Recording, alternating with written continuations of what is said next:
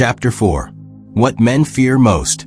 Can keep the crazy cycle spinning. In Chapter 2, I mentioned that many husbands interpret criticism as contempt, and contempt is something men do not handle well. Wives must grasp that their husbands aren't half as big and strong and impervious to being hurt as they might seem. A woman may envision herself as a sweet little dewdrop, and her man as a big, strong bear who should be able to absorb any kind of punishment. One huge fellow was stunned by his beloved's attack and said to her, "You hate me." Frustrated, she replied, "When I scream, 'I hate you,' you should know I don't mean it. You are 6 feet 9 inches and weigh 260 pounds, for goodness sake. I do that because you can take it." The truth is, however, a lot of men can't take it. No matter how big they may be physically, emotionally they are vulnerable to what sounds like contempt. The male fear of contempt is dramatized in the first chapter of Esther. What was the fear? That wives would start to despise their husbands and defy them. The result? There would be no end to the contempt and anger poured out by wives on their husbands throughout the king's realm. See Esther 1 verse 18. This is not to justify the male fear of contempt in the book of Esther or anywhere else. But as women fear being unloved, men fear being disrespected, held in contempt. The yearning and need of husbands is that their wives give them honor and respect. Conflict makes most men feel disrespected. When Decision Analysts Incorporated did a national survey on male-female relationships, I had the opportunity to contribute a question that was asked of a large representative sampling of men. The question read, "Even the best relationships sometimes have conflicts on day-to-day issues. In the middle of a conflict with my wife/significant other, I am more likely to be feeling A. That my wife/significant other doesn't respect me right now. B. That my wife/significant other doesn't love me right now." Not surprisingly, 81.5% chose A. That my wife doesn't respect me right now. The survey substantiated what I already had discovered in my years of working with married couples. Men need to feel respected during conflict more than they need to feel loved.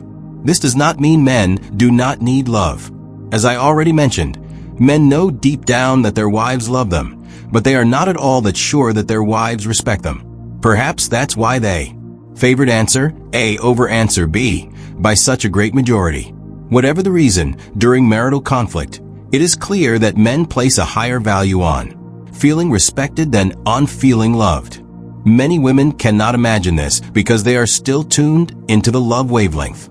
Practically every woman I have met or counseled would be willing to say, "I just want somebody to love me, to make me special, to make me the most important one in his life."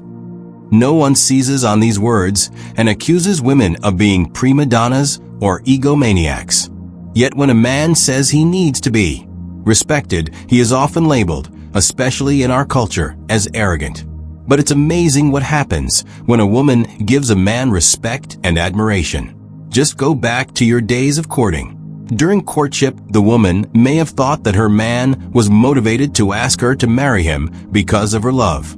After all, love is what motivated her. In fact, her love was huge. There is no question about that. But more than she ever realized, it was her unique and intimate admiration that won her man's heart. The old saying puts it, "Every man does what he does for the admiration of one woman."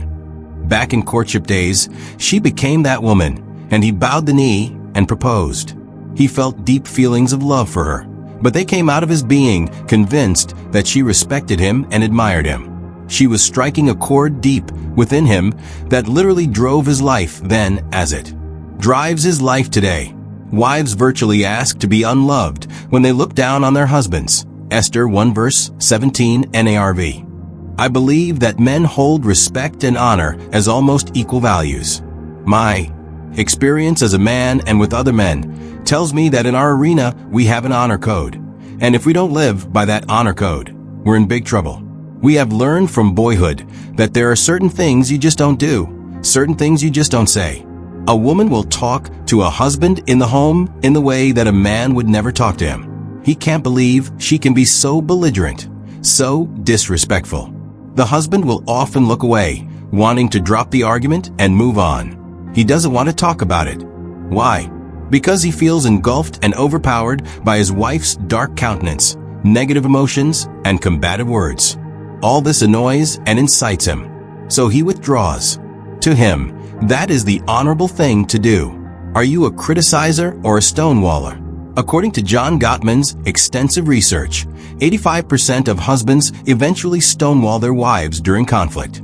For a man, tension builds faster, because his blood pressure and heart rate rise much higher and stay elevated, much longer than his wife's. During tense exchanges, a wife's negative criticism can overwhelm the husband, and he has little appetite to deal with it. The wife sees such exchanges as potentially increasing love between them, and her heartbeats per minute, BPM, do not escalate. The husband, on the other hand, sees the exchange as an argument in which he is apt to lose respect, and this revs up his BPMs. David's wife asked for the crazy cycle when she despised him in her heart, 2 Samuel 6 verse 16. In an attempt to calm himself down, the husband will stonewall, become quiet, say nothing, or go off by himself. If asked why he has stonewalled, the husband will say something like, "I'm trying not to react." The wife may see her husband's stonewalling as unloving, but he does not. He is simply trying to do the honorable and respectable thing, but his wife thinks he's rejecting her. How could he possibly want to withdraw and stonewall her when all she has done is given him a minor criticism or two? Gottman states, such interactions can produce a vicious cycle, especially in marriage with high levels of conflict. The more wives complain and criticize, the more husbands withdraw and stonewall. The more husbands withdraw and stonewall, the more wives complain and criticize. 2 Gottman adds that if a wife becomes belligerent and contemptuous, the marriage is in serious danger. If this cycle isn't broken, it will probably end in divorce. 3. How women deal with conflict between themselves. My experience in counseling hundreds of marriages over the years confirms that husbands are, indeed, masterful stonewallers as a rule. Their wives, of course, are usually the ones who are the criticizers, the confronters, the ones who want to get things out on the table and get them settled. There are wives who stonewall at times, but in my experience, they are in the minority. My view is that when a wife does stonewall, she does so because she has lost confidence that her husband will hear her heart. She longs to connect, but has given up hope. While his heart rate may be going through the roof, hers is slow and steady, because her heart is broken. See Appendix D, page 317. In the majority of cases, a wife who is in love with her husband will move toward him when she feels unloved. For example, it's the first year of marriage, and he has been late to dinner 2 nights in a row without calling. She says to herself, "This is wrong. How can he be so insensitive? Am I last on his priority list? This is so unloving. This is so unloving." Instinctively, she proceeds to say what she believes is the loving thing when he comes through the door. "We need to talk. We need to talk right now. Please sit down and talk to me." In approaching her husband in this fashion, the wife is using the same approach she would use with a best girlfriend. When women have conflicts with each other, they both usually verbalize their feelings. They share what is on their hearts because instinctively they know it will eventually lead to reconciliation. At some point, one of them will say, "Well, I was wrong."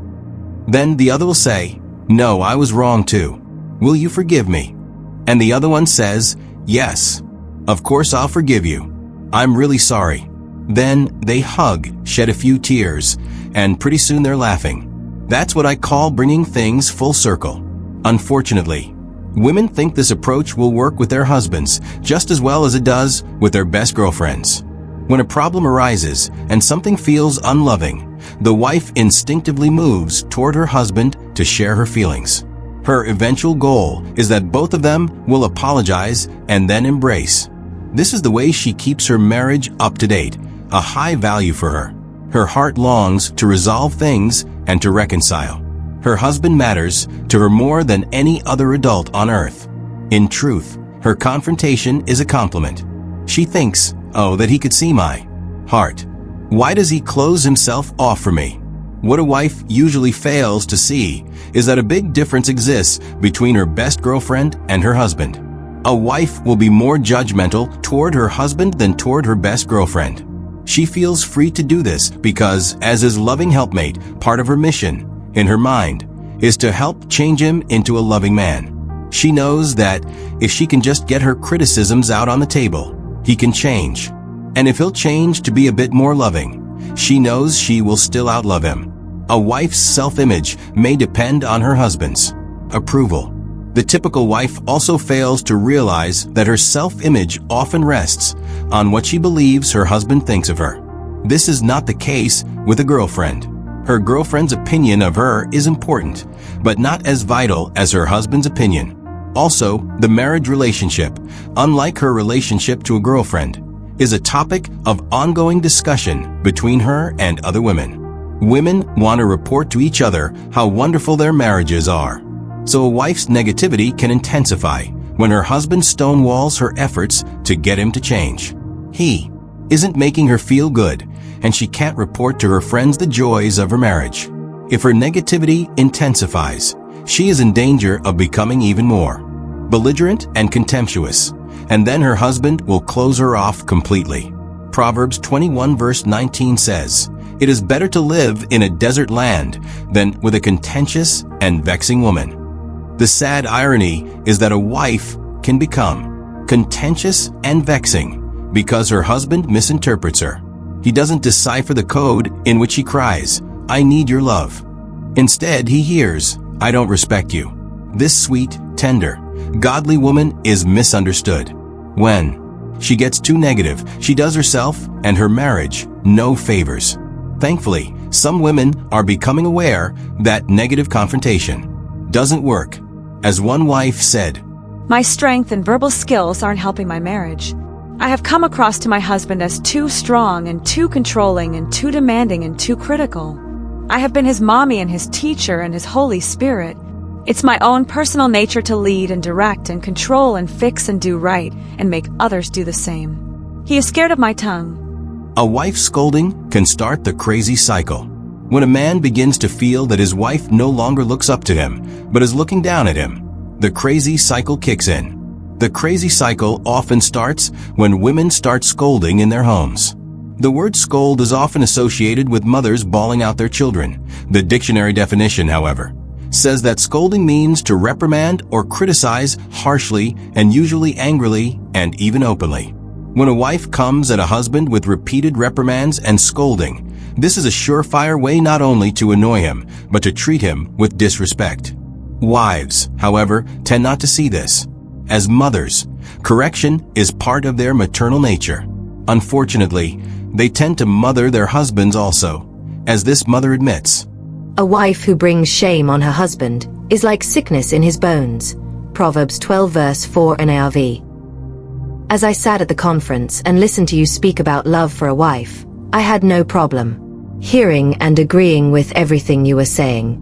Then on Saturday, when you started talking about respect and the lack thereof, I have to be honest, I was taken aback. I was so focused on why he couldn't understand me that I was totally missing that he was feeling put down. I think this is especially true for me. As a mother of young children, I am forever trying to make them understand right from wrong. I never realized that I had been projecting that onto my husband as well. In all honesty, I don't think my husband really knew how to explain how my behavior was making him feel. When a wife scolds her husband, she's only trying to help correct things, to keep things on an even keel. And there is no doubt at times men need this kind of help. But when a man begins to feel that what his wife is saying reduces him to a child being scolded, there can be trouble. He doesn't necessarily see his wife's heart. He only hears her words, which are saying that she's looking down on him. To paraphrase Proverbs, he would rather live in the wilderness than with this irritating woman. While many wives do not intend to be disrespectful, they appear that way to their husbands, and their husbands take refuge in stonewalling them. For tips on how not to criticize or stonewall your spouse, see Appendix A, page 305. I've asked any number of businessmen, do you want your associates to love you or respect you? They all laugh and say, I could care less if they love me, but respect me absolutely. Right or wrong, men interpret their world through the respect grid, and a wife's softened tone and facial expressions can do more for her marriage than she can imagine. Sarah was talking to a wife about controlling her verbal venom toward her husband. The wife was showing disdain for him, which she knew was not wise. But her husband did things that made her so angry. In her view, the problem was strictly with him. He didn't clean up the kitchen right, he didn't put the dishes in the dishwasher correctly, and he didn't pick up after himself the way she expected. So she had turned sour and negative. The wife heard what Sarah was trying to say, but she felt overcome by her anger and hurt. So Sarah asked this wife a question she asks many women who arrive at our conferences full of contempt for their husbands. What if your son grew up and married someone like you? The woman's mouth fell open. She was stunned. For the first time, she saw it. She would never want any woman to treat her son the way she was treating her husband. She realized that when her son became a husband, if his wife treated him with such anger and contempt, his spirit would be crushed and he would shut down in defeat. When she heard it put this way, a completely new view surfaced. She saw herself more clearly than ever before, and she vowed to change. As a retort to his wife's contempt, David communicates that he will be held in honor. 2 Samuel 6 verse 22 NIV. This lady is a vivid example of many wives who come to our conferences. They have mixed emotions. They love their husbands, yes, but respect them? No. That is why we constantly encourage wives to ask themselves one question. Is what I'm about to say or do going to come across as respectful or disrespectful? This prevents a wife from misrepresenting her heart by coming across too negatively.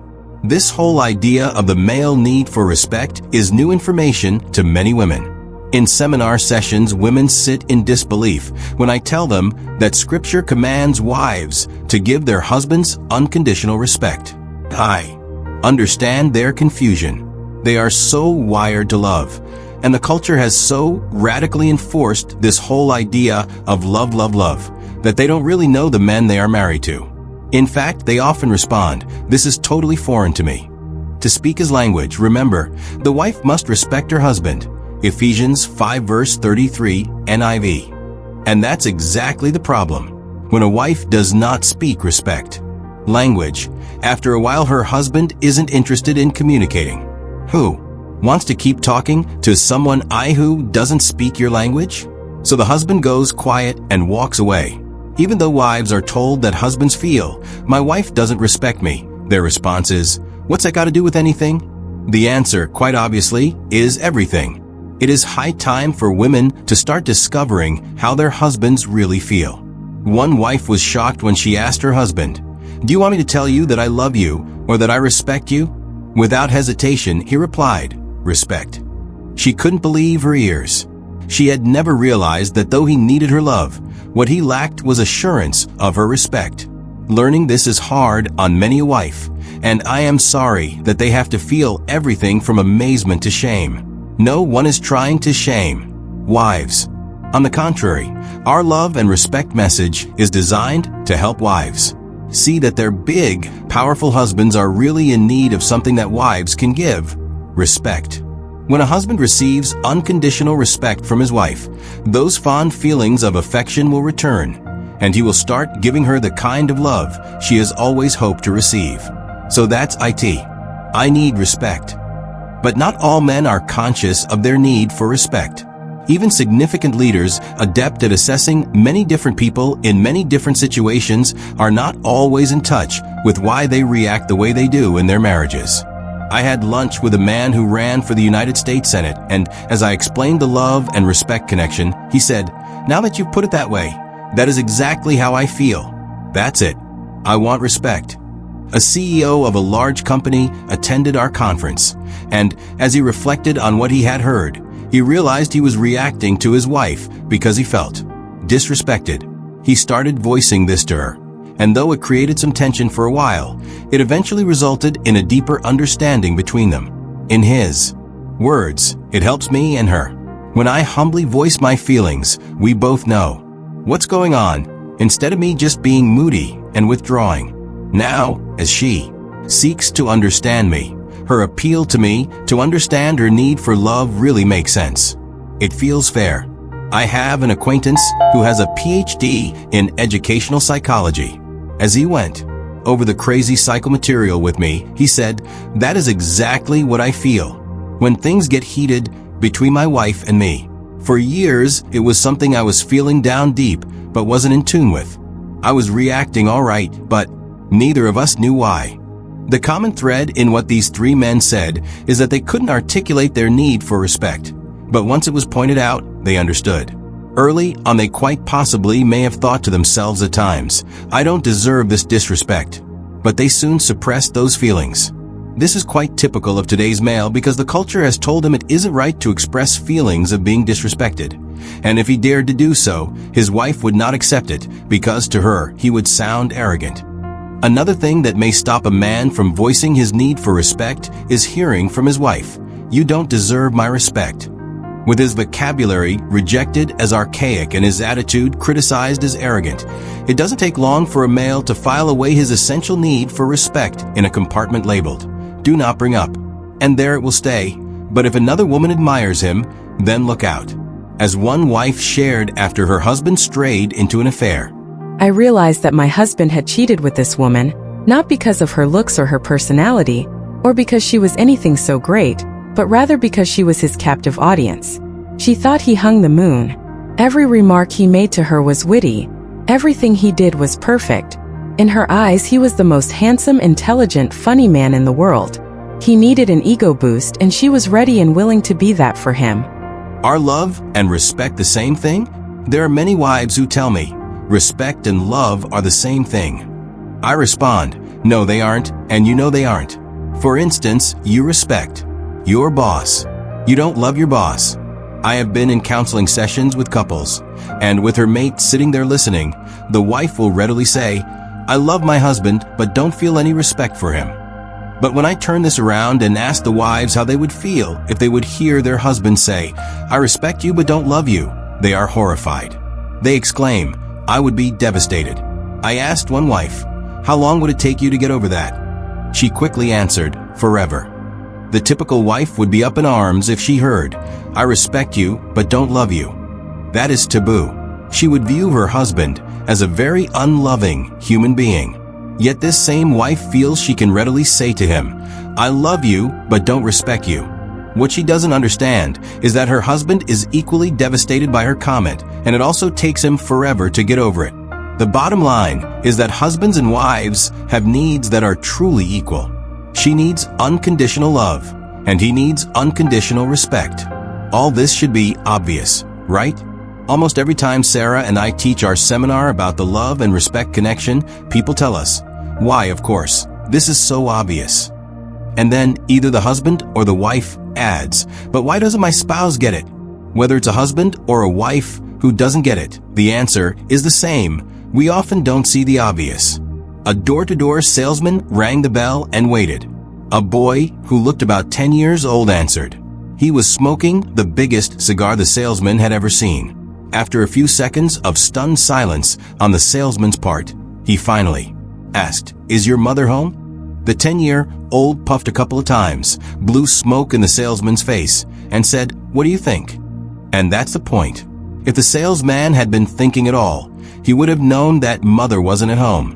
But for some reason, we don't always think, particularly when something is shocking or distracting. When a wife feels unloved, it can be such a shock to her heart that she is oblivious to her disrespectful reactions toward her husband, though any man watching could see it plainly. When a husband feels disrespected, it can provoke him so quickly he doesn't see his unloving reaction, which would be obvious to any woman. Words of wisdom for all husbands and wives are these. We easily see what is done to us before we see what we are doing to our mate. When sorting out how to slow down the crazy cycle, it helps to remember that men are commanded to love because they don't love naturally. And on the other side, women are commanded to respect because they don't respect naturally. If the love and respect connection is to make sense and work in a marriage, the wife, in particular, must conquer any feelings about her husband needing to earn Her respect. I have counseled many wives who love to love, but they do not love to respect. When these women feel unloved, often they will try to improve the situation with even more love. That's natural. But when these women feel unloved, it is hard for them to show respect. That's unnatural. They act disrespectfully, but they don't really want to. They are merely reacting to their built-in feelings. Not realizing how contemptuous she sounds, a wife might say, "He's blowing this respect thing out of proportion. He's too sensitive. My scolding and sour look stay. That's who I am at times. He needs to get over it. This is his problem." But of course, it isn't his problem. It's their problem. How would this wife feel if her husband would say, "You're blowing this love thing out of proportion. You're just too sensitive. You're always telling me I'm too harsh. You need to get over it." Husbands, of course, also have their work cut out for them. Because they are feeling disrespected, they can lose sight of the heart of their wives. It is easy to lose fond feelings of affection in the face of what appears to be contempt. But is her goal to emasculate you? Not if she is good-willed. Even if she is unfairly nasty. This is no excuse for a man of honor to refuse to obey God's command to love his wife. I believe the men who are reading this book are men of honor, and my appeal to them is this: love your wife. Always try to see what is in her deepest heart. If a husband has any honor and goodwill at all, he must step up to the plate and start figuring out this business of being loving. And he must conquer any fears he may have of her contempt. Her criticisms may not be contempt at all. They are simply her way of crying, "Please love me." When a husband can decode that cry and respond to his wife with understanding and love, he will experience the joy of a fair and balanced approach to marriage, and those fond feelings of affection will return. I have talked to many men who say they want to try, but are clueless as to how to go about it. Fortunately, there are plenty of clues, which I am always happy to share with any husband who is willing to listen, learn, and then change his approach to his wife. See especially chapters 5 to 7, as well as chapters 8 to 14. Married couples are at a crossroads. Today, married couples are at a crossroads. Will she appreciate her husband's need for respect, or will she denounce his feelings? Will she discover that the best way to love a husband is by respecting him in ways that are meaningful to him? Or will she focus totally on what she feels is the key to a happy marriage, her womanly feelings, and dismiss his needs as antiquated or male arrogance? At the same time, will the husband appreciate his wife's need for love or just continue to ignore her feelings? Will he discover the best way to love a wife is to look beyond her criticisms and complaints to see why she isn't feeling loved? Or will he just cower before her apparent contempt and retreat to the shelter of his stone wall? In a marriage, the wise person giveth thought to their ways. Proverbs 14 verse 8 NIV. Increasing numbers of couples who are at the crossroads are taking the right fork, the one labeled love and respect. One wife, a strong-minded career woman, wrote to tell us of how she and her husband were using the love and respect connection concepts, and that their crazy cycle is slowing down and is all but stopped. She wrote, My husband was able to see that when he would withdraw, often because I was disrespectful, I would feel abandoned or unloved. So I would go after him with a vengeance that would make a warrior cower, which would disrespect him and hurt him deeply, causing him to withdraw even more severely, the whole crazy cycle. But he, for the first time, was willing to see that he had acted unlovingly. He was able to own some part of it. I think he was able to see that I was more delicate, even though I try really hard to sell my strength to everyone, including him, and that I do need him and want his support and strength. I asked him to forgive me for being so disrespectful. We have been talking and things have been gradually changing. Mutual understanding is in this chapter. One may sound as if I'm trying to hammer the wives on their lack of unconditional respect for their husbands. But I'm not trying to hammer wives. I'm trying to help them, because I know how pivotal the wife's respect can be in slowing down the crazy cycle. Yes, many men are unloving clods to one degree or another, but they can change. In fact, many of them want to change, and the best way to get them to change is treating them with unconditional respect. In our conferences and counseling situations, we deal constantly with husbands and wives who quickly grasp the concept of the crazy cycle. would like to get off as soon as possible, but there are still a few reservations. They have been spinning for so long they wonder, can this stuff really work? In Chapter 5, we will start looking at answers to some typical questions and give practical advice for stopping the crazy cycle. Chapter 5. She fears being a doormat. He's tired of just not getting it. I have counseled many wives who want to try the unconditional respect approach, but they are still not totally convinced that it will work. That old, the rat needs to earn my respect attitude dies hard. And I have counseled many husbands who truly want to be loving men. They are willing to try but are wary of looking like unloving fools. Again, questions from wives and husbands who want to try to stop the crazy cycle, or at least slow it down, usually focus in 3 general areas. 1. She wonders, won't I wind up just being a doormat? He wonders, why can't she see I'm tired of hearing, you just don't get it? 2. She thinks, but if I don't really feel respectful, I'll be a hypocrite. He thinks, I get no respect, what's the use? 3. She thinks, can I really ever forgive him? He thinks I blew it again. Nobody can love that woman. I want to deal with all these reservations to show husbands and wives that, while these concerns are typical and natural, there are answers that can give them courage and motivation to start using the love and respect connection to stop the crazy cycle. As we will see, in each of these areas the wife's concern is a mirror image of her husband's concern in many ways. Who should make the first move? But before we start, there is one critical question for husband and wife to consider. As we think about stopping the crazy cycle, who makes the first move? As a wife, whatever you do, don't say, Emerson is right. I need your love, so start loving me and I'll show you respect.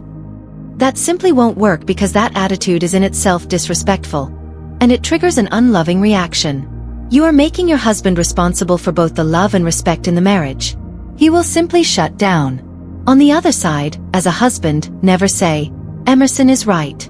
If you respect me, all will be well and I will be more loving. That won't work either because that attitude is in itself unloving, and it triggers a disrespectful reaction. You are making your wife responsible for both the love and the respect in the marriage. She will simply shut down. So who should make the first move? In our marriage conferences, I explained that I prayed about this, and here is the answer God gave me. The one who sees himself or herself as the most mature. You see, you can't wait for your spouse to go first, even though it's preferable. All of us want our spouse to be the first to start doing the respecting or the loving. But can you afford to wait passively for this to happen, like some kind of neutral bystander? Can a husband wait for his wife to respect him before he becomes more loving? Can a wife wait for a husband to really love her so she will then show him respect? The fear, of course, is that you will show love or respect to your spouse, as the case may be, and get a bad response. So you tend to pull back, waiting for the other person to move first. But what are your options? Holding back your love or respect will just keep the crazy cycle spinning away, but being mature and making the first move could slow it down. Think about it this way. It is absolutely ineffective for a husband to shout, I'm not loving that woman until she starts respecting me. It is pointless for a wife to scream, I'm not respecting him until he starts loving me. Taking the role of the mature mate and moving first may be risky, but it is very powerful. Rarely can you lose. Think about it. You know, if your spouse acted first, you would respond positively. Knowing that, do you really believe that your spouse doesn't have enough goodwill to react lovingly or respectfully if you make the first move when you touch your spouse's deepest need? Something good almost always happens. The key to energizing your spouse is meeting your spouse's heartfelt desire. For how to say it, see Appendix A, page 305. In your marriage, be the first to seek peace and pursue it. 1 Peter 3 verse 11. In this chapter, and in chapters 6 and 7, we will be looking at 3 general areas of concern held by husbands and wives who would like to stop the crazy cycle but still have a few reservations. The first concern is one we hear a lot in our conferences. The wife fears that unconditionally respecting her husband will guarantee that she will wind up being a doormat. Not a doormat but a woman with power.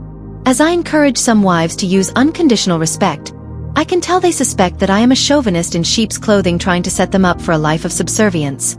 I remind such a wife to be patient. I'm trying to help her get her husband to love her more, not run roughshod over her. When I talk about respecting your husband, I do not mean being a doormat. I do not mean burying your brains, never showing your leadership ability, or never disagreeing in the slightest way. I do not mean that he is superior and you are inferior in some way. Nor do I want you to ignore your hurts and vulnerabilities. Despite my assurances, some wives fear that taking a respectful attitude during a conflict with their husbands will render them powerless. These women do not believe a husband will change into a loving man unless he is awakened to his flaws. And the only way he will awaken to his inadequacies and faults is to hear his wife's grumblings, corrections, and contempt. One wife confessed, "I would listen in on phone conversations, or conversations in a group of people, to correct any misstatements he might make." Another wife admitted, mothering her husband. As mothers, it is built into us to be instructors. That's a major part of motherhood. But it is extremely difficult to differentiate our roles between mother and wife. For instance, when baby comes along, dad seems at a loss as to what to do and we instruct dad. Over time, we start instructing in many areas. Wives, do what is right and do not give way to fear. 1 Peter 3 verse 6 NIV. The typical wife knows instinctively that correcting and mothering her husband are not good ways to approach him. But what else can she do? If she keeps winning battles this way, it could help her win the war of changing him into the kind of man she feels he ought to be. She keeps on using negativity because she feels empowered by it. She thinks it gets through to him. She knows being nice doesn't get through to him because he just seems to ignore that. Her disrespect gets his attention and she seems to win the skirmishes, which are usually about the same problems. Being late, working too much, poor parenting, insensitivity, etc. But none of these problems is the root of the issue. Lack of love and respect is at the heart of it all. To evaluate your approach to your spouse, see Appendix B, page 309.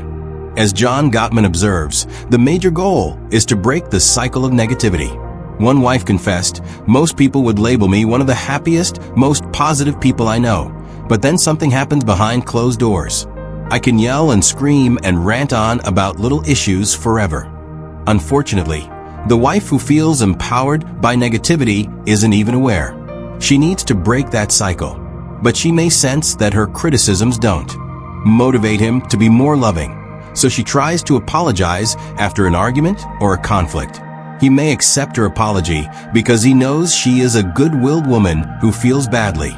But as the crazy cycle spins again the next month or week, and then continues in a distinct pattern, he begins to believe that she has contempt for him as a human being, that she secretly despises him.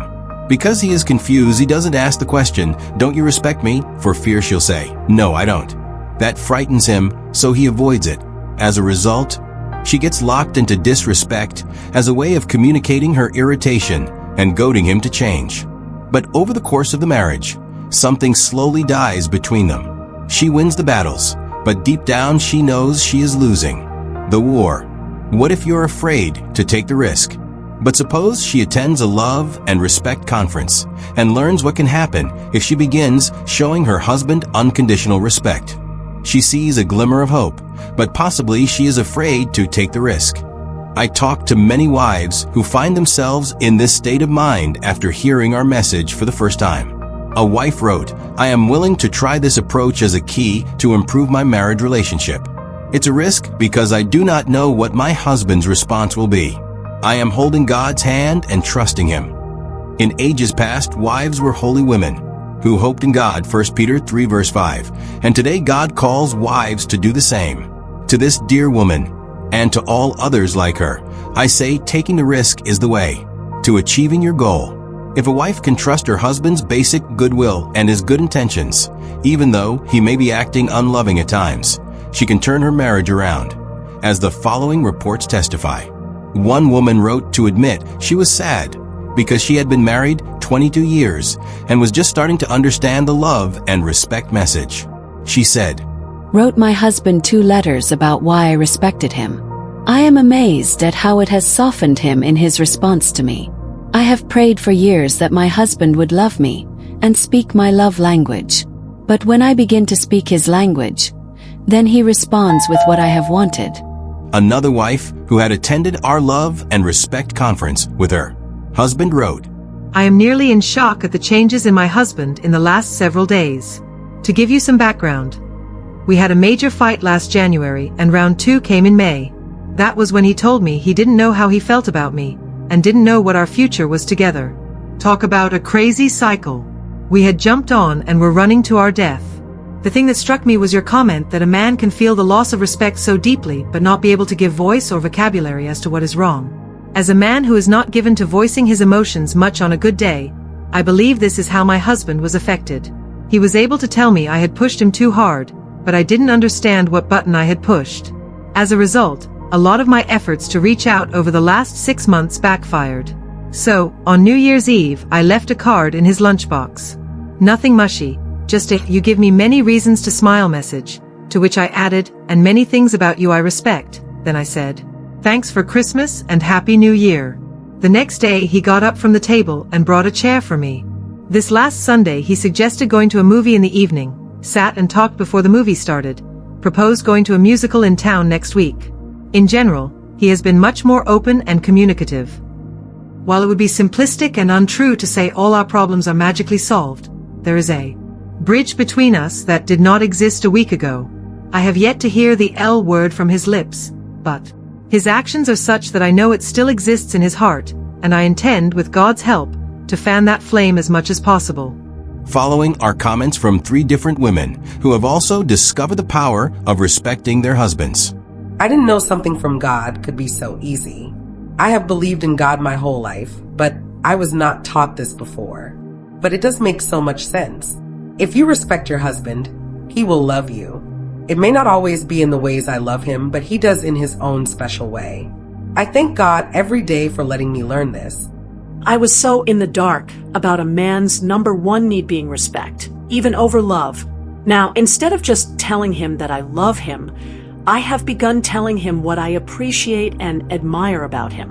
He eats it up. A close friend called to tell me God wanted me to listen to what you were saying about respect. My husband and I have gone to numerous marriage conferences and read many books together, but nothing remotely like this has ever been mentioned. I think this is the key to understanding my husband and to a joyful marriage. It is amazing what God does when you obey him. All these wives have gotten it. They have decoded the messages their husbands were sending. They have learned how vulnerable a man can be to a wife's anger and contempt. Best of all, they have adjusted their pink sunglasses and pink hearing aids and are aware that when a wife respects her husband, she does not become a doormat. In fact, he starts rolling out the red carpet for her. But what about husbands who need to adjust their blue sunglasses and blue hearing aids and do their part to make the love and respect connection? I have talked to many men who would be willing to try, but they feel clueless about how to begin. We'll look at their problems below. Husbands, remember only one idea: love. In the last few years, I have counseled with not a few men who say they are tired of hearing the relentless mantra, "You men just don't get it. You're stupid." They admit they don't grasp certain things, but being labeled Neanderthal and caveman is demeaning and discouraging. If the cave existed, these men would favor going there to hide. They would agree with the biblical proverbs that say it is better for a disrespected man to live in a corner of the roof or in a desert land than with a contentious and vexing woman. See Proverbs 21 verses 9 and 19. As one husband plaintively but aptly put it, I have spent the last 20 years literally consumed with trying to figure out what is going on in our marriage. I sympathize with these husbands because there were plenty of times in the last 30 years when I felt the same way. But I want to remind all husbands that their wives are basically good-willed women. They are only acting critical, contentious, and disrespectful because they are crying out for love. The honorable husband who is man enough to try to turn things around must learn how to respond when he's feeling disrespected and offended. He must learn what to do in the face of his wife's negative reactions and accusations that he is unloving. No matter how hard it gets, husbands, love your wives. Colossians 3 verse 19. The good news is that the husband need only focus on 2 questions. First, he must ask, is my wife coming across to me disrespectfully because she is feeling unloved? Good things are in store when he learns to decode his wife's deepest cry. please love me. To do this decoding, a husband must ask himself what his wife has against him, why she feels rejected and even abandoned. The husband may or may not completely decode the wife's message, but the point is he will be trying to understand her, not attack her back. Second, a husband must ask, will what I say or do next come across as loving or unloving to my wife? In Genesis 29 and 30, we read of the marriage of Jacob and Rachel. First, they were madly in love. He was willing to work 7 years for her, and it only seemed as if it were a few days. Then, after being tricked by his uncle Laban into marrying Rachel's sister, Leah, Jacob was required to work 7 more years before Rachel could become his wife. But when Leah had children and Rachel didn't, Rachel became jealous and confronted Jacob, pleading, "Give me children or else I die." Genesis 30 verse 1. Instead of comforting Rachel, Jacob got angry and said, "Am I in the place of God, who has withheld from you the fruit of the womb?" 2. Instead of getting angry, Jacob could have tried to decode Rachel's demand. Was she really expecting him to be in the place of God? Or was she ventilating her inner pain over her barrenness and the social struggle she was having with her sister to be closest to Jacob's heart? As a husband, I am always seeking to decode what my wife is feeling. Suppose Sarah confronts me in a way that leaves me feeling offended, disrespected, or described as unloving. I can react defensively and say, "Women, who can ever understand them?" Or, because I know the crazy cycle is always ready to spin, I can realize Sarah is actually crying out to me. She needs me. She isn't trying to emasculate me. In the heart of every wife is this cry, "Surely now my husband will love me." Genesis 29 verse 32. True, when I feel offended, it just goes against my natural grain for me to say, "Oh, I get it. Sarah wants me to love her." But I know that is precisely what is going on, because I am sure I'm married to a good-willed woman. She isn't deliberately trying to be disrespectful and contemptuous. She is simply letting me know that I have stepped on her air hose again, and she needs my love more than ever. This husband decoded in jail. One husband learned how to decode his wife the hard way. Here is how he described his On a Saturday evening, experience. I threw a dish in anger that hit my wife in the face and left a small cut. She called the police, and I was handcuffed and taken off to jail. A magistrate thought it best for me to sit out the weekend there and held me over on a lot of bond. I wouldn't pay it. And after about 4 hours on a steel cot, the novelty wore off, and I really started to think hard about why I was there. With nothing to read, no place to go, and not able to sleep anymore, I basically paced and prayed for 2 days. One single scripture stayed in my mind the whole time. Husbands, love your wives as Christ loved the church. For 2 days, God replayed the memories I had of our arguments, and in each one I was acutely aware of how I had failed to love my wife. It was like pausing a video and having someone point to it and say, "See, right here you could have reached out to her and reassured her, but you were too busy trying to prove your point." At one point I was seeing her face, all distorted with rage as she screamed at me, but totally without any sound. The mute button had been pushed on this memory, and then little by little, the sound came up so I could hear it. Only the words were not what my wife had been screaming at me. Instead, they were replaced with other words that I needed to hear. "I want you to love me. Why won't you love me? I'm afraid and insecure, and I need you to hold me and love me." And that's when I began to weep. All this time I had been so totally wrapped up in my own needs, to demand respect, to be right at any cost, to win a petty argument. This hurt our priceless relationship. I had been so caught up in the words that I had totally missed her heart, her need. This was my epiphany, and this is why Scripture commands me to love my wife as Christ loved the church. In my conversations with men since then, I have seen the color drain from their faces as I tell them about my experience, and I see the dawning of their own awareness as they realize how they have blown it. 2. We need this command, but not many of us know just how badly. Anyway, God sat me down for 2 days in jail. took away all the distractions and forced me to look at myself in a way I had never done before. By the end of it, I had been totally emotionally ruined and rebuilt, and I could hardly wait to get home and share with my wife what God had shown me. My last evening in my cell, I was freer than I had ever been. I knew the Lord had spoken to me, and I knew I was going to do something about it, first in my own marriage and then in others if the Lord allowed. Although the husband and his wife reconciled, the court ordered him to attend domestic violence counseling, which he was happy to do. He waited over a year after his experience to validate the changes in his life, and then, with the blessing of his pastor, he began to invite other men to discuss the topic of marriage with him. Now he and his wife meet with couples who come to them with domestic issues like the ones they had. He adds, "I'll forever be grieved at what I did to my wife, and forever grateful for what he has done for our marriage since." There are many reasons I like this man's story, but perhaps best of all is that the wife was the first one to contact us when she ordered our resources to learn more about unconditionally respecting her husband.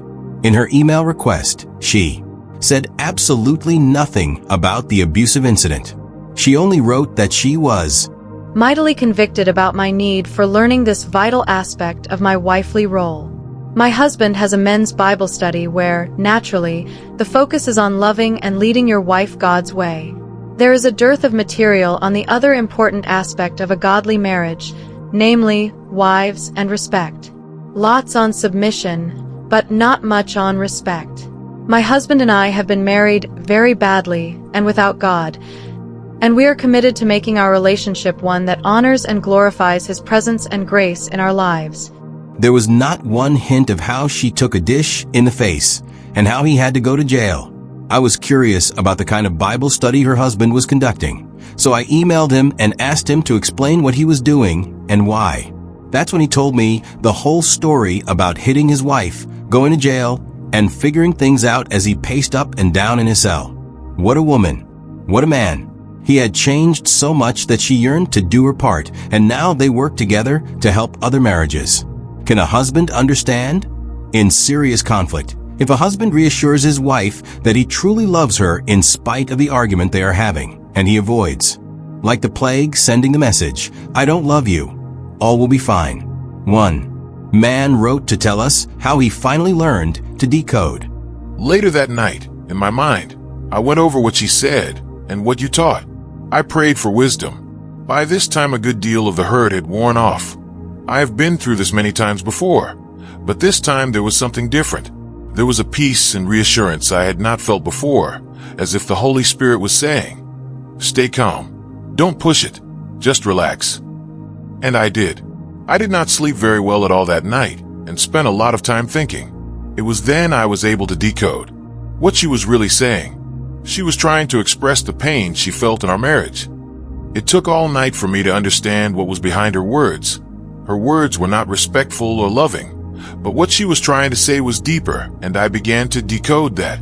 I started off by telling her what I thought was behind what she said, and that it was her way of expressing the pain she felt. It started an hour-long discussion that ended up with my wife sitting in my lap with her arms around me weeping and weeping. It was an emotional release of sorrow. It was a very sad time of grief, but it was healing. It was the first time that she had ever done that. This was the first time she felt that I had understood her. What did this husband do to get to this breakthrough point in his marriage? He stayed calm. He prayed for wisdom. He relaxed, and he adjusted his sunglasses. Instead of just seeing blue, he tried to see some pink, and his wife's pain became clear. As we saw in chapter 2, a key to decoding one another's messages is to be aware of her pink sunglasses and hearing aids and his blue ones. But both spouses can adjust their lenses if they want to try. As another husband wrote to tell me, "I believe that the Holy Spirit is revealing, polite way of saying, hit between the eyes with a 2x4, my inability to decode. I see only through my own lens and fail to see through hers. I fail to get behind her eyes." The crazy cycle can be slowed and stopped if only we would have eyes to see and ears to hear. Chapter 6. She worries about being a hypocrite. He complains, "I get no respect." She had been married for 38 years, and it hadn't been easy. Her husband had served in reconnaissance with the U.S. Marines in Vietnam and had returned with post-traumatic stress disorder. For years following the war, he dealt with his memories by being an overachiever, and he became very successful. Although a Christian, he eventually got into an affair and became an alcoholic, ruining his health. He is unable to work. Her letter continued. He is away from the Lord. For years I have been stuck on the command for wives to respect their husbands. If the Lord said it, I believe it's true, but I did not want to be a hypocrite. Many wives find themselves in similar situations, and they often tell me that, while they want to be respectful and obedient to the Lord, they don't want to be hypocritical, going through motions that don't mean anything. Gently but firmly, I respond that I'm not asking wives to be hypocrites by respecting their husbands, even if they don't feel respectful. This really isn't about feelings. It's about how wives can help control the crazy cycle by doing what the scriptures teach. Peter calls wives to respectful and chaste behavior in order to win husbands who are being disobedient to God's word. See 1 Peter 3 verses 1-2. Obviously, wives can go on winning the battles by attacking, criticizing, or lecturing husbands who are drinking, straying, or whatever their problems may be, but they will eventually lose the war. When a man is harsh, uncaring, or unaware, the wife can say he is unloving and needs to change, that he needs to correct himself, and I agree completely. Obviously, the man needs to understand her womanliness and need for love. If her spirit deflates and she becomes grieved, he is called to be a man of honor and serve her needs. But here is the rub. Such a man may be called, but he won't necessarily answer. At this point, a wife faces two basic choices. She can try to make personal adjustments and treat her husband respectfully according to what Scripture says. Or she can continue with a sour look and a negative, disrespectful attitude. She can continue to contend. If he feels disrespected, that's his problem. How can I feel respect for him when he is so unaware of me and my feelings? That would be hypocritical. I understand why a wife could feel hypocritical about respecting a man who has been treating her badly. But to continue with disrespect only means shooting herself in both feet. Few wives have real malice in their hearts, but their negative emotions can get the better of them. The deepest yearning of their hearts for love is clouded by negativity. Not only do husbands feel they can never fulfill a wife's expectation of love, but now they feel disrespected for who they are. The typical man cannot put a voice to this, but he feels responsible to meet his wife's need for love and somehow try to meet his own need for respect. This kind of man shuts down in the face of it all. It is simply too overwhelming. Does the disrespected husband let his wife know how he feels? No. As a rule, a man doesn't complain and he doesn't cry. He simply grits his teeth and compartmentalizes his feelings. He may be dying inside, but he won't tell his wife for fear she'll say, "You don't deserve my respect." So he grows silent. He withdraws, possibly walks away in anger. She has won another battle, but feels even more unloved. She feels caught. She doesn't feel any love coming from him, so showing respect for him seems phony. Besides, if she shows respect, she feels he will get his way. I asked one woman, "Are you afraid that your respectful manner will lessen your chances of motivating your husband to change?" Here is her response. We are called to follow Jesus, who kept entrusting himself to him who judges righteously. 1 Peter 2 verse 23. After pondering that, I have concluded that this is where the rubber hits the road. If I trust my feelings or previous experiences where contempt has seemed effective, I will be afraid to do it differently. If I step out in faith, claiming God's word as the basis for my action, then I am trusting God to bring to pass what he said he would do. I can't go wrong with that. I've determined that is the path I am going to take no matter how unfamiliar it seems. Amen.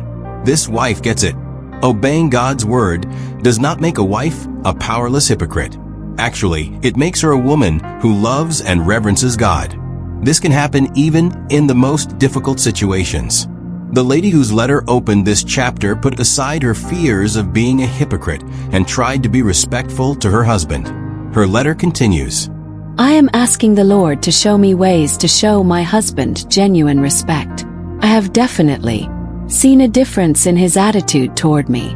I believe that more good things will come as I continue to show him unconditional respect. And after all, the Lord is responsible for the outcome. I have only to be obedient to him, and he will handle what concerns me. Exactly. We are not called to change everything or everyone. We are only called to be obedient, and God will handle it from there. I would never claim that this is simple and effortless. It takes tremendous faith, courage, and fortitude. But it can pay off in incredible ways. As one wife who read our love and respect materials learned, she writes, It's amazing what can happen when a man feels respected. I knew that I needed to show unconditional respect for my husband whether I felt like it or not. I started going through the actions, even though the feelings weren't there. After a while, the feelings started to follow, especially now. My husband has been serving just as you said. This last weekend we had our neighbors over for dinner, and my husband offered to cook the dinner. He also washed my car this weekend. He has never done that before, and out of his Christmas bonus, he gave me $500 to spend, no questions asked. He's also cleaned a kitchen and has done the dishes twice now. I've been sending him emails at work about once a week just to let him know I'm so thankful that, because of him and his hard work, I can be a stay-at-home mom to our 2 children. I've made sure the house is clean and dinner is done when he gets home from work. I've also made sure that I'm not wearing sweats and looking ratty when he comes home. I'm more pleasant and excited. Trusting and obeying God's word, because we love and reverence God never, ever makes us a hypocrite. When the alarm goes off in the morning, we get up, even when we don't feel like getting up, because we do what we don't feel like doing. Does that make us hypocrites? No, it is a sign we are responsible people. Showing respectful behavior when we don't feel respectful is evidence of maturity, not hypocrisy. Trust God to handle it. The eyes of the Lord are on those who do right, and his ears are attentive to their prayer. 1 Peter 3 verse 12 NIV. Refuse to play Rodney Dangerfield. Don't. Stonewall. To the husband who may sense that his wife thinks being respectful to him is hypocritical, my advice is this: do not give up. And do not go into your well-worn Rodney Dangerfield mantra, I just don't get no respect. Instead, be a man of honor and move toward your wife even if you are receiving what feels like verbal death blows. Call on that same sense of male honor that makes men willing to take a hit for their buddies in combat. Be willing to take a hit from your wife. You won't die, although at times death may seem preferable. You can be the mature one who makes the first move toward your wife, even though she has seriously wronged you. As you engage her, you can take the verbal death blows to stop the craziness. Yes, it will be hard and even humiliating, but you can win the heart of your wife. Scripture says, a fool's anger is known at once, but a prudent man conceals dishonor. Proverbs 12 verse 16. Suppose your wife is being horribly disrespectful. There is no question that you have the right to be offended. But as a man of wisdom, you choose to conceal the dishonor. You hear God calling you to take a different approach, and you can do it. If you keep saying that you can't, then you will persuade yourself this is impossible. You must distinguish between I can't and I won't. I used to say, I'll show her. In my own marriage, there was a season when it was important to me to get in tune to why I reacted to Sarah. As this notion of unconditional respect surfaced in my soul, I still felt embarrassed to say directly to her, I feel disrespected. That appeared to me to be self-centered, and, admittedly, I was uncertain of Sarah's reply. Would she snap, well, you don't deserve respect? I don't recall her ever saying that, but I distinctly recall thinking it would be dangerous to express feelings of being disrespected. It was much easier for me to send my message indirectly in code, by getting angry or going silent. In my anger, I was thinking, she can't treat me this way. I'll show her. When offended, husbands should act like men. Be strong. 1 Corinthians 16 verse 13. So I withdrew. Strangely, that never seemed to work.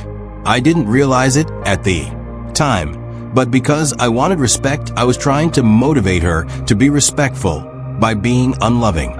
sort of like trying to urge her to be more watchful by poking her in the eye with a sharp stick. There came a time, however, when I knew I had to be clearer. I had to grow up and be more mature. But how could I respond to Sarah so she could get my real message? As a man of honor, I needed to introduce some kind of change. The phrase I came up with was, "Honey, that felt disrespectful. Did I just now come across as unloving?"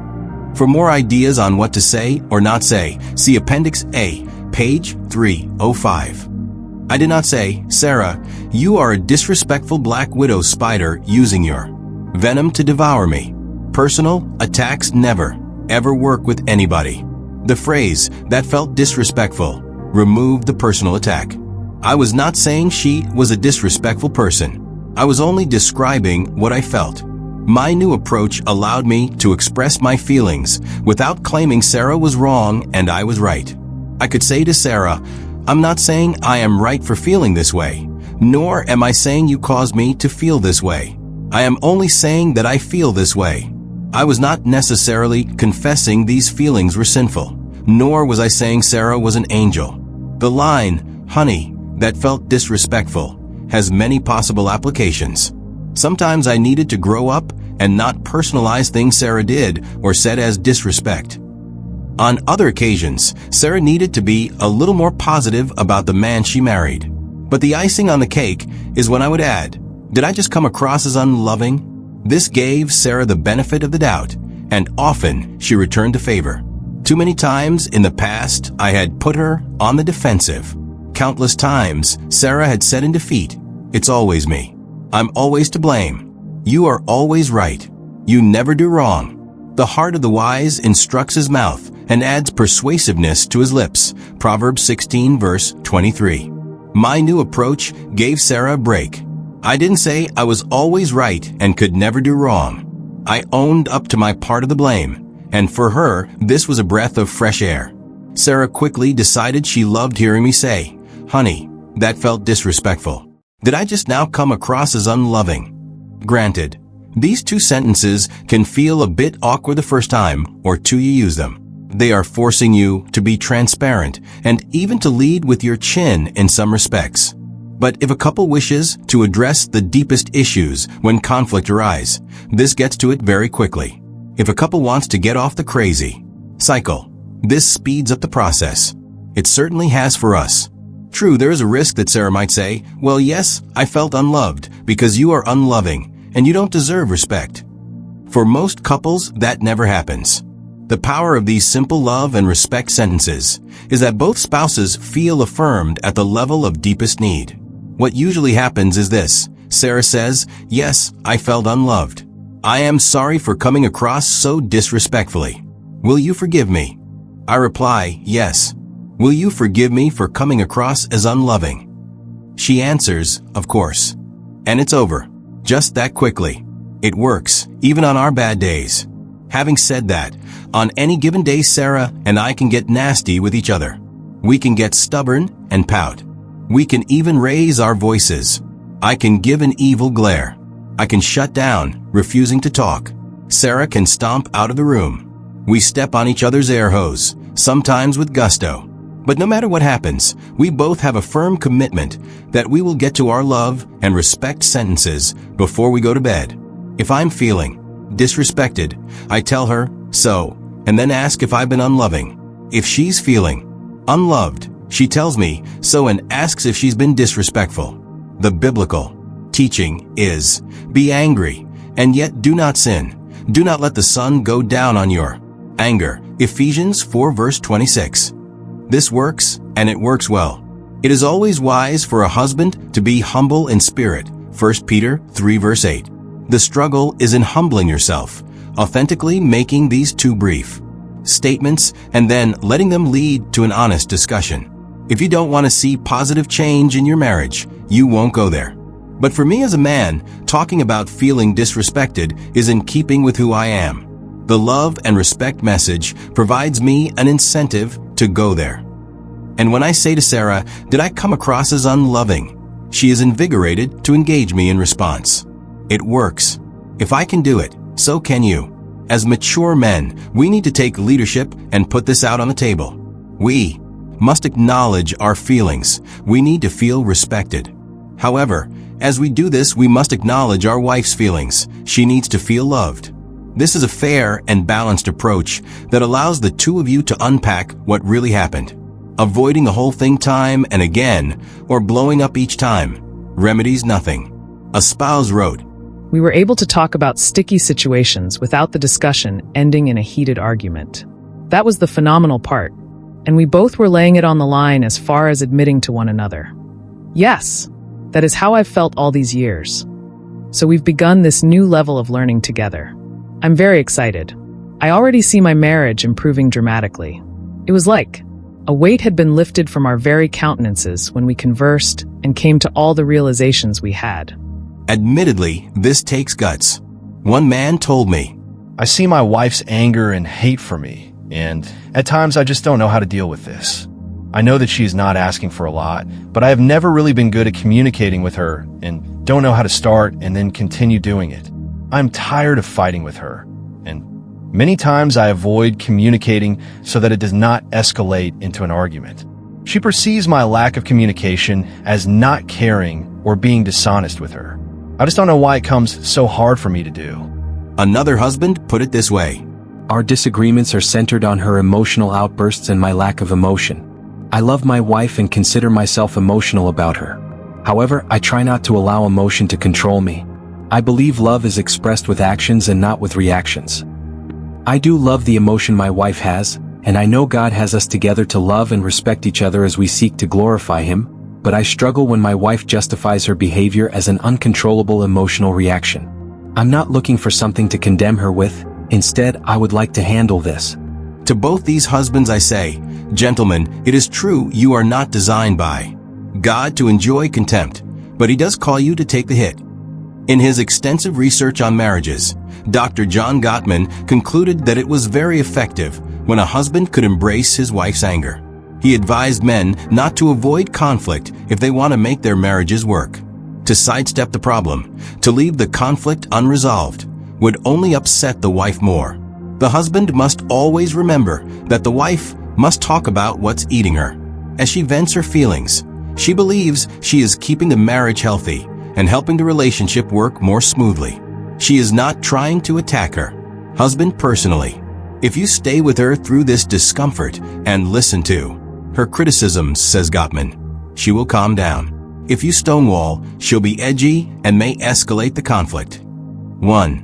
My suggestion to fellow husbands is, instead of running from your wife, will you move toward her or let her move toward you, firing her venomous little darts as she comes?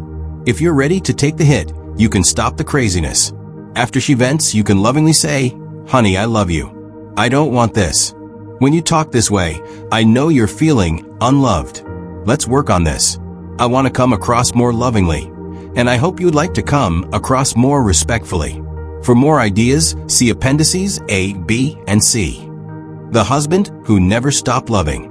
One of the most striking examples of a husband who never stopped engaging his wife, even as she tried to deal their marriage a death blow, came to me in an email written by the wife after she and her husband had traveled 600 miles to attend one of our conferences. When they arrived at the conference, their marriage was held together by a tattered thread. They both agreed it was the best conference they had ever attended, but they went back home with the wife still feeling very negative about the marriage. She was still tired of her life and her husband. But her husband wouldn't give up, and the rest of her email tells the story. Suppose you love those who love you. Should anyone praise you for that? Even sinners love those who love them.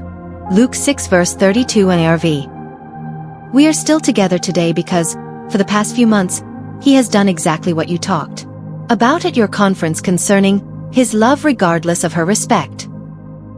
He loved me when I was not lovable at all and held on to our marriage and his family, when there was absolutely nothing to hold on to. This past October I asked him to please leave the house. I wanted to be alone, I wanted space. And I just felt like I didn't love him anymore. Reluctantly, he left for a couple of weeks. I knew that my life and the life of the girls would drastically change with a divorce. I thought about the shared visitation and how we would also have to sell our home, which we recently finished remodeling, but I didn't care, I just wanted out. Meanwhile, he prayed, studied marriage books and tapes, and made a decision to love me no matter what. The girls were really starting to miss him not being around, so we decided he would return home, until further notice. Well, he would hold my hand every night and pray for me and for our marriage. As I stared up at the ceiling anxiously waiting for him to finish, he would leave little notes, or a little flower on the bathroom mirror or in my car. So many little things he would do to show me that he loved me and wasn't going to let this marriage end easily. It just irritated me. I thought, can't he understand that I don't love him, that I don't want to be with him anymore? Why is he trying so hard? I didn't feel that high in love feeling for him anymore. My needs weren't being met, so I wanted out. Very selfish and immature.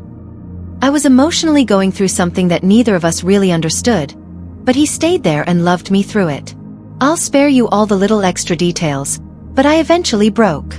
No woman in her right mind could let go of that much love and commitment. Now, I am very much in love with my husband. I've learned that love is not a feeling, it's a choice, a commitment. We didn't become a statistic because my husband chose to love me no matter what my reaction toward him would be. It's really humbling to look back and see how loving and patient he was with me. Trust me, it wasn't easy. And how he, only through the strength of Christ, saved our marriage. I can't say we're completely out of the tunnel yet, but we are certainly very close. There is really little to add to this woman's story, except, amen. Her husband understood, even when it seemed there was no way to understand. Her husband engaged her even when she would roll her eyes to the ceiling as he prayed. Talk about disrespect, not to mention irreverence. The bottom line is, he won the game, they won the game, and they are together today because he was willing to do whatever it took to stop the crazy cycle. Then she finally got the message and wanted to stop it too.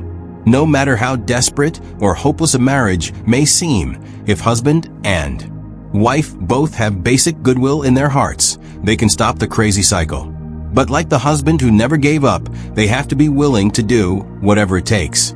In saying do whatever it takes, I mean winning within the boundaries of the law of Christ. 1 Corinthians 9 verse 21. Christ's law may mean constant giving and forgiving.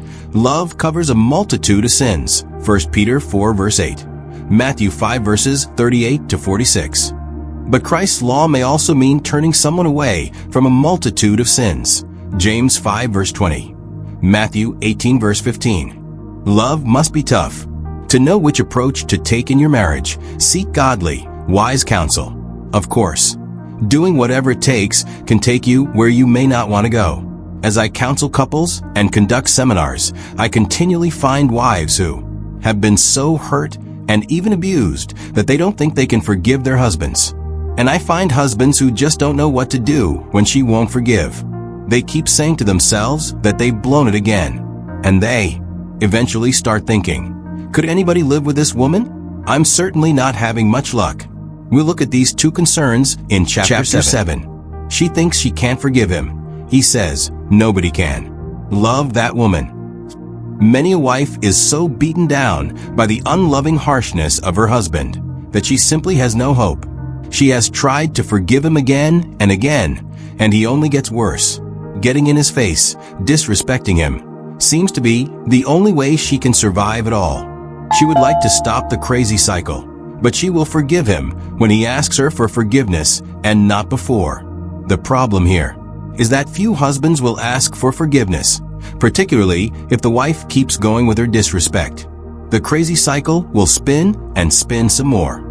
The Bible condemns a husband who is harsh and evil in his dealings. 1 Samuel 25 verse 3. There are many books on forgiveness and quite a few Bible verses too. Jesus taught forgiveness, and so did Paul. When Peter asked Jesus if 7 times was enough to forgive someone, Jesus replied, not 7 times, but up to 70 times 7. Matthew 18 verse 22. In other words, without limit. Paul may have had Jesus' words in mind when he wrote, be kind to one another, tender-hearted, forgiving each other, just as God in Christ also has forgiven you. Ephesians 4 verse 32. I freely admit that it's really not fair to ask wives to forgive their unloving husbands. But this isn't about fairness. It's about touching his spirit, and possibly God will touch him as well. The wife may have been mistreated, but she can influence the situation to take a new course. Can she overlook another unloving remark or thoughtless act? It is easier to forgive when you let go of the belief that your spouse intended evil. The love and respect connection teaches that when the two of you wind up spinning on the crazy cycle, your husband did not intend to be unloving any more than you intended to be disrespectful. You reacted because you felt unloved. If a wife is experiencing marital problems, she is no fool in God's eyes for trying to be reconciled to her husband. 1 Corinthians 7 verse 11. Should a husband be unforgiving of your disrespect when your deepest cry was for love? Ideally, the answer is no. But because he is human, your husband may react in ways that may be unloving when he feels you are disrespecting him. Why be unforgiving when all he wanted was to feel that you still respected who he is as a human being? He may have been harsh, uncaring, even uncouth, but he did not intend evil. Some wives may be a bit cynical about what I am saying. From all your past history, you just know your spouse intended evil, at least a little. But do you really think your husband's mission is to treat you unlovingly out of an evil heart? Your husband doesn't get up in the morning thinking, "What can I do to upset her today?" Nor do you awaken with the goal of offending him. Yet we do step on each other's air hose. Yes, your husband's unloving actions or reactions hurt you. But as Paul put it, bear with each other and forgive whatever grievances you may have against one another. Forgive as the Lord forgave you. Colossians 3 verse 13 NIV. Surely, forgive includes your husband. So why not move first and be the mature one? When you forgive him for being unloving, you give up your right to hold a grudge and be disrespectful in return. By forgiving, you gain strength and freedom. And amazingly, in many instances, you halt the crazy cycle. A wife writes, I didn't respect my husband because I came from a family where my mom had divorced twice and my stepdad who raised me was an alcoholic, and neither my mother nor my sisters had respect for him. I also didn't understand that respect was something that my husband needed. He is a very loving person, but he has done some things that have really hurt our marriage and me, and it has been difficult for me to forgive him. I realize now that God focuses on the heart and not on the behavior. Because of this, I have found it easier to forgive my husband. This has set me free. Jesus said, "He who is without sin among you, let him be the first to throw a stone at her." John 8 verse 7. Do you know why Sarah can readily forgive me for being unloving? My mature wife has accepted by faith that, in the eyes of God, her disrespect is equal to my lack of love. That is what Ephesians 5 verse 33 loudly implies. So she has laid down her stones. She does not feel she has a right to judge me too severely. In turn, her example has profoundly affected me. When she is disrespectful toward me, I don't hold it against her. Who am I to judge her and overlook my unloving tendencies of anger and lack of servanthood? Forgiveness comes when we see our own unrighteousness. How can we refuse to forgive an offense when we, too, have offended? Jesus' words of warning ring loud. Do not judge so that you will not be judged. For in the way you judge, you will be judged. Why do you look at the speck that is in your brother's eye, but do not notice the log that is in your own eye? Matthew 7 verses 1 to 3. As a wife, if you pass judgment on your husband for being unloving, ask yourself, am I guilty of being disrespectful? One wife heard our love and respect message and wrote to tell us, My problem is this. I was really getting fired up about changing the way I treat and motivate my husband. But my husband stopped me dead in my tracks with news that he is having an affair and has been thinking of leaving me. My world is shattered. He is unsure if he loves me, but he is unready to decide which direction he is going. I want to embrace God's principles, but am unsure if it applies to me in this situation. I am looking for some advice on whether a cheating man is in the position to respond and whether I should be trying such a hard thing at this moment. I replied to the woman's heart-wrenching situation by pointing out that using Love and respect principles can and does work with a husband who has done what hers did. He is in sin, I said. He is offending both God and you. There is no question about this, but wives are winning their husbands in exactly this situation. We just met with a couple 2 weeks ago. She won him back. It can happen, and it does happen, and it is worth it. Several months later, I emailed the woman to see how she was doing. She replied, Emerson, I listened hard to what you said to me.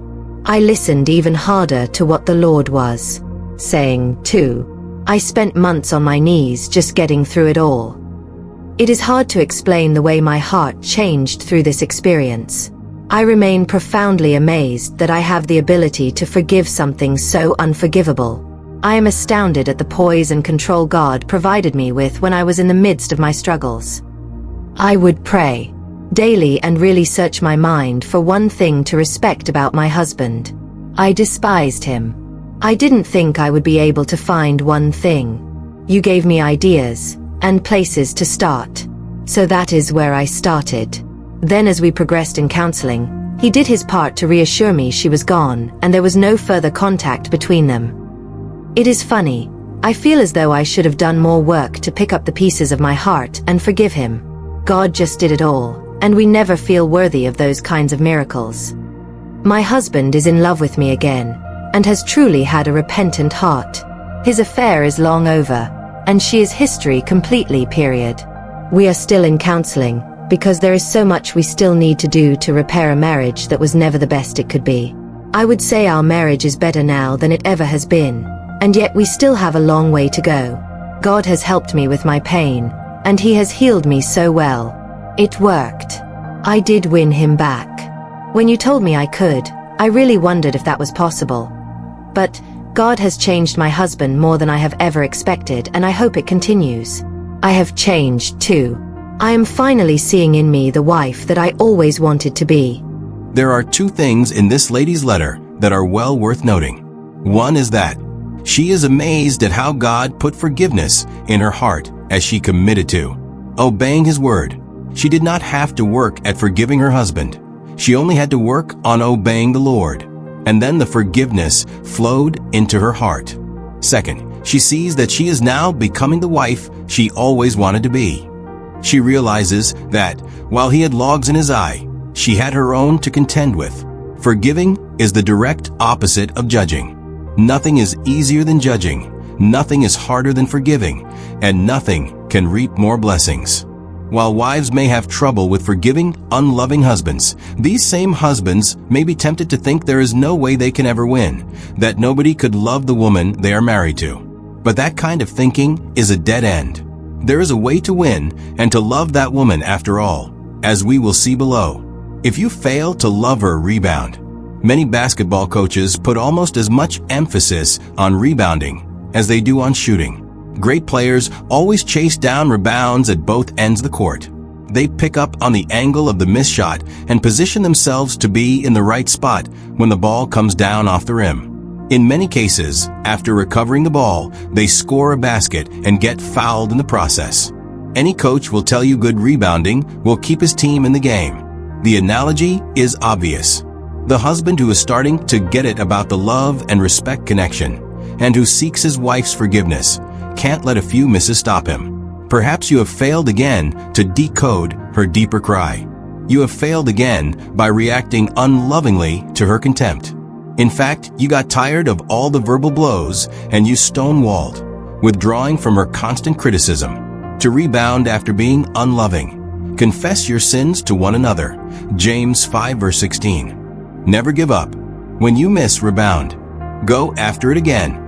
You can and will win your wife's heart, even on the heels of a miserable first performance, or a second, or a third. Whenever you forget and react in an unloving way, rebound. Tell her, I'm sorry. Will you forgive me for reacting so unlovingly? Right now, husbands reading this may be thinking, Emerson, that's okay for you, but you've never had to face what I face. Well, let's look at my record. I'm supposed to be the love and respect poster child.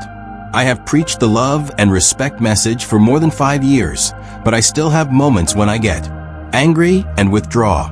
I am still only a man, And the flesh can be weak, no matter how much experience you think you have. And through the years, I have had more pressure than some men. There were times when, despite all of what I had been telling seminar goers about the love and respect connection, I would become angry when Sarah would criticize me, and I would try to stonewall her. She would simply follow me through the house, saying, "What would you say to a husband who is acting like you? How would you counsel him to treat me? Good grief. Stop the planet. I want to get off. How embarrassing. How awkward. How unfair." At some point, however, I have to calm myself down. I have to grow up, be mature. Like the Fonz in Happy Days, I try to mouth, "I was Roo. I was Ruru. I was wrong."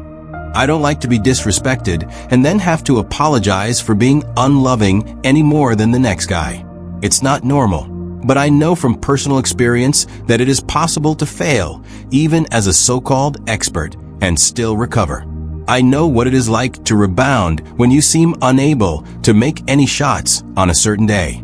As I prayed and sought answers to my own weaknesses, I found help in the scriptures. Malachi tells us, "Take heed then to your spirit, and let no one deal treacherously against the wife of your youth." 2:15. I also found real solace in Proverbs 24 verse 16, "For a righteous man falls 7 times and rises again." None of us is perfect. We all blow it. As a man takes baby steps toward a better marriage through the love and respect connection, he may find himself falling 7 times and possibly more. But he should take a lesson from one of his own children when that child was learning to walk. No toddler falls the first time and stays on his bottom. He gets up and falls down, gets up and falls down, gets up and falls down, gets up and keeps walking. Eventually, he figures it out. Husbands, some of you have stuff from the past. Bad habits exist. The sins of your fathers are visited upon you. See Exodus 20 verse 5. You will slip and not think about decoding her message at the moment because she feels so offensive. You might even say, "Drop it," and then you will try to move on without thinking more about it. While God is gracious and kind, He knows that old habits don't die unless they are dealt with. It is in moments like these that He will speak to you, saying, "Go back." You honestly forgot to decode her message. You responded like a male. You thought you were doing the honorable thing by refusing to engage her. But that isn't going to work now. It won't stop the craziness. I want you to hear her deeper cry and move toward her. Allow her to vent. Embrace her negativity and anger. If she has something against you, go and be reconciled. Matthew 5 verse 24 NIV. If you can do that, if you can take the hit and keep coming, then you'll be able to say something like this: "Honey, I'm sorry for coming across so unlovingly. When you come at me like that, it makes me angry because feel you don't respect me. But I want to change. Please help me." When his wife comes at him with disrespect flashing in her eyes and venom shooting from her tongue, every husband has 2 choices. 1. Defend his pride by firing back venom of his own or stonewalling her. Or 2. Try to hear his wife's cry and respond with unconditional love. I have made the decision that, with God's help, I will always choose option 2. Try to hear Sarah's cry and respond with unconditional love. But even though our marriage is much better and stronger than ever, I still miss the loving mark now and then. And when I miss, even ever so slightly, I rebound. After calming down, usually in a few minutes, I say, "I'm sorry. I know I've been unloving." And of course, from the other side of our marriage, that wonderful woman who I always knew would be my friend responds and says she's sorry for her disrespect. Best of all, she no longer follows me around the house wanting to know how I would advise a husband who is acting like an unloving schmuck. Marriage, a two-become-one proposition. It is my hope that husbands and wives will use the insights in this chapter, as well as in chapters 3 through 6, to find the courage and motivation to try the love and respect connection to stop the crazy cycle. It is true that unconditional respect by wives for husbands is the part of our message that is seen as new and even revolutionary. Respect for husbands has been there all the time, nestled in a short phrase in Ephesians 5 verse 33. And for some reason we in the church have missed it over all these years. But now, the secret seems to be out. As the wife sees her husband's goodwill and forgives the past, many of her disrespectful feelings can leave her. Even if some remain, her respectful actions can empower her to influence the marriage in the direction she longs for it to go. In these several chapters, one have tried to balance the scales and make husbands aware of the tremendous power that can be theirs if they decide to reach out with understanding, engage their wives even when being dealt verbal death blows, and rebound when they fail to unconditionally love as God directs. Yes, a marriage can survive and even improve somewhat with one spouse carrying most of the load, but God's design is that marriage be a two-become-one proposition. As husbands and wives learn to respect each other and love each other, miracles do, indeed, happen. Bad marriages become good, boring marriages become exciting, and good marriages become better and better. One husband whose great marriage became much better wrote to tell us of being married for 23 years, having wonderful children, and being able to start a television and radio ministry to families. But something was missing, and he shared with his wife that God had been moving in his heart to take a different approach to working with couples in crisis. He could see that the very real differences between men and women were not being recognized in a society that was out of balance in the ways it was training men and women to think from an early age. He and his wife discussed his greatest need, respect, and her greatest need, love. Then a few days later, they heard about the Love and Respect Connection on the radio. They ordered some of our materials, and after going over them, they realized that God was doing some big things in their lives by divine appointment. His letter went on to say, "Even though, on the outside to many, it looked as if we had a great marriage, we do, there were several areas in our marriage that I had secretly given up on. On a scale of 1 to 10, we were living with a 5 to 6 marriage most of the time. We both wanted a marriage that was characterized by being in the 9 to 10, at least some of the time. After reading your book, my wife and I left for several days, and the best I can describe it, God brought the greatest breakthrough I have seen in my relationship with my wife. Somehow God softened our hearts as we began to really look at this love and respect issue with more priority. This should come as no surprise, but it is so much easier to teach what is right and true than to completely live it for yourself. Now, my wife and I continue to grow even closer, and I think our effectiveness in administering to couples in need is being greatly impacted." We also get many letters from couples whose bad marriages have become good. For example, we heard from a wife who admitted that both she and her husband were on marriage number 3. In addition, they were in recovery for alcoholism, and she had come from a broken home and had very little respect for men. After 2 years of this third marriage, she wasn't sure it would last either. She had been reluctant to marry again after 2 failures, but after meeting with a counselor, she wanted to do it God's way this time. Then her husband was injured and needed surgeries that kept him out of work for 2 years. The financial strain was terrific in trying to care for a blended family of 5 teenage boys. Her husband seemed to have no self-respect and wasn't acting respectful or loving toward her. She felt if she just loved him more it would work, but it didn't. They tried studying videos and workbooks on marriage, as well as counseling, but they couldn't turn around their crazy cycle. Feeling trapped and helpless, this wife cried herself to sleep at least 2 times a week and could not imagine going on like this much longer when she heard about our book, Motivating Your Man God's Way. Her letter continues. To stop the crazy cycle, obey God's word, which also performs its work in you who believe. 1 Thessalonians 2 verse 13. After reading your book, I apologized to my husband and told him I had not been respectful of him and that I truly wanted to. And then I started doing just that. And ta-da! It works. My gratefulness cannot be expressed. I finally get it. Thank you for revealing to me how to respect my husband as God has commanded. I have been using respectful phrases, and my attitude, and most importantly his attitude and behavior, has done a 180-degree turn. I have peace and hope that this will be our last marriage and that it will honor our God. To stop the crazy cycle, obey God's word, which also performs its work in you who believe. 1 Thessalonians 2 verse 13. After reading your book, I apologized to my husband and told him I had not been respectful of him and that I truly wanted to. And then I started doing just that. And ta-da! It works. My gratefulness cannot be expressed. I finally get it. Thank you for revealing to me how to respect my husband, as God has commanded. I have been using respectful phrases, and my attitude, and most importantly his attitude and behavior, has done a 180-degree turn. I have peace and hope that this will be our last marriage, and that it will honor our God. I especially like a letter we received from a daughter who reported on the difference that the love and respect message made in her parents' marriage. Her mother told her that she just asks the Lord to change the look on her face and the feeling she has.